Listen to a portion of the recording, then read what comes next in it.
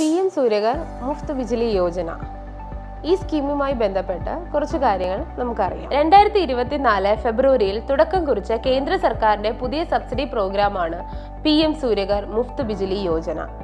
Free electricity എന്ന tag ലൈനോട് കൂടി വന്ന ഈ പദ്ധതിക്ക് കീഴിൽ മുമ്പുള്ളതുപോലെ സബ്സിഡിയോട് കൂടിയാണ് സോളാർ പവർ പ്ലാന്റുകൾ ഇൻസ്റ്റാൾ ചെയ്യുന്നത്.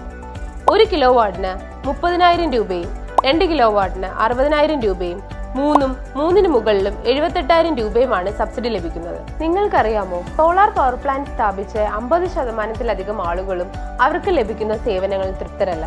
എന്തുകൊണ്ടാണ് ഇങ്ങനെ സംഭവിക്കുന്നത്? പരിചയസമ്പന്നരായ സോളാർ വെണ്ടറിനെ തിരഞ്ഞെടുക്കുന്നതിൽ ഉപഭോക്താവിന് വീഴ്ച സംഭവിക്കുന്നതാണ് ഇതിലെ പ്രധാന പ്രശ്നം. ഒരു വെണ്ടറിനെ തിരഞ്ഞെടുക്കുമ്പോൾ പ്രധാനമായും ശ്രദ്ധിക്കേണ്ട കാര്യങ്ങൾ: 1. ഒരു രജിസ്റ്റേർഡ് ഓഫീസ് ഉണ്ടോ എന്ന് പരിശോധിക്കണം. 2. 5 വർഷമെങ്കിലും സോളാർ മേഖലയിൽ പ്രവർത്തന പരിചയമുള്ളവരായിരിക്കണം. 3. കമ്പനി മുമ്പ് പവർ പ്ലാന്റ് ഇൻസ്റ്റാൾ ചെയ്ത കസ്റ്റമേഴ്സിനോട് അഭിപ്രായം തേടണം. 4. ഇതിനേക്കാളുമൊക്കെ പ്രധാനമായും ഇൻസ്റ്റാളേഷന് ശേഷം ആഫ്റ്റർ സെയിൽ സർവീസ് ഉണ്ടോ എന്ന് ചെക്ക് ചെയ്യേണ്ടത് ശ്രദ്ധിക്കുക. ഒരു പരിചയസമ്പന്നരായ വെണ്ടറിന് മാത്രമേ മികച്ച സേവനം നിങ്ങൾക്ക് ഉറപ്പു നൽകാൻ സാധിക്കുകയുള്ളൂ. കൂടുതൽ വിവരങ്ങൾക്ക് എനർജി സിസ്റ്റംസ് ഇന്ത്യ പ്രൈവറ്റ് ലിമിറ്റഡിനെ സമീപിക്കുക.